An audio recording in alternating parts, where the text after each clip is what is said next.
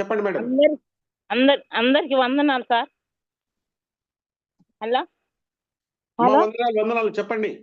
అందరికి వందనాలండి. మా సూర్యాపేట జిల్లా సూర్యాపేటేనండి లోకల్. అయితే నాకు మా బాసు మిర్యాలగూడెం సుధాకర్, నాయన సుధాకర్ మాకు తెచ్చి ఇచ్చింది మురళి సారు. ఆయన మిర్యాలగూడెం మా బాబు దోస్తు మాకు తెలిసింది. తెలిస్తే మేము 2 వారాల సంది నేను తనుకులాడుతున్నా చెప్పుదాం అనుకొని. అది 75 ఏళ్ళ వేసి విపరీతమైన కాళ్ళ మంటలు, నొప్పులు, తిమ్మిర్లు, వాపులు అన్ని హాస్పిటల్ తిరిగాను. న్యూరాలజిస్ట్ గారికి కూడా పోయాను నేను. చాలా ఇబ్బంది పాలై ఉన్నాయి. నేను దేవుడే కృపే అనుకొని నేను దేవుడిని నమ్ముకొని బతుకుతున్నాను. చాలా కన్నీళ్లతోటి బతుకుతున్నా నేను. అయితే ఆ స్థితిలో నాకు ఇది అందింది క్యూర్చెల్లు. అందిన తర్వాత నేను ఇప్పుడు 2 నెలలు తినబట్టి అన్ని క్యూర్ అయినాయి. బీపీ ఉండింది, బీపీ కొంచెం తక్కువైంది సగంలా. బిల్లలు బంద్ చేద్దామని సార్ని అడుగుతున్నా నేను.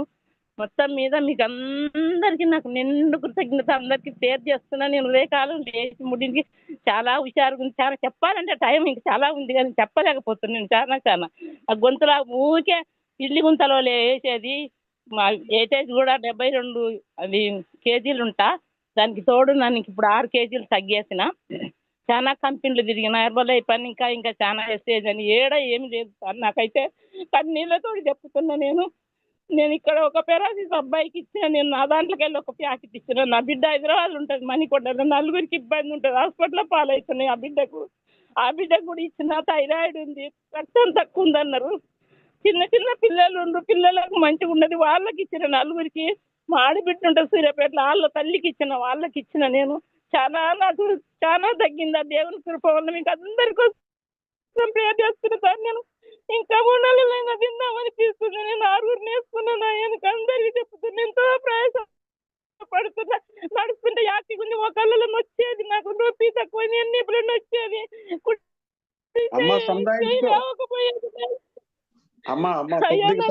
చెప్పు. కీళ్ళల్లో నొప్పులు తగ్గినాయి. చాలా భయంకరమైన పరిస్థితులు కలిగి దేవుడు నన్ను కనికరించాను.